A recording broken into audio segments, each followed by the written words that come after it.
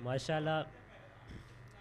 ये थे मौलाना सिद्दीक तारक साहब, हमारे अगले शायर, पंजाबी और लोक शायरी के बेताज बादशाह, हिकमत व दानाई से भरपूर मुख्तसर बहर की शायरी करने वाले बुज़ुर्ग शायर जनाब असलम शौक साहब।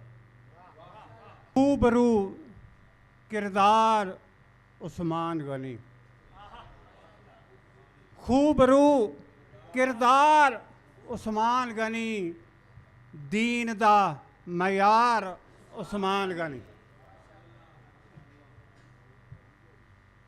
आका दे सिर तो नछावर कर गए, आका दे सिर तो नछावर कर गए, पैसे दे अंबार उस्मान गनी।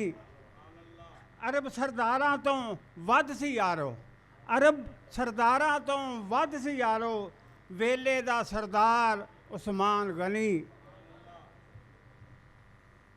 अपने ही भरावां ते भला, अपने ही भरावां ते भला, करदा किवें वार उस्मान गनी। जी फिर अगर पाक दामन औरतां तो वध सी, पाक दामन औरतां तो वध थी, शर्म दा मीनार उस्मान गनी।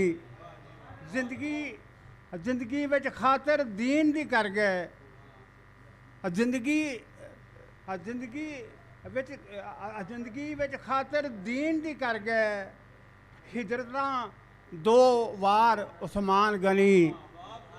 खूबरू करदार उस्मान गनी, वेले दा सरदार उस्मान गनी। बहुत शुक्रिया।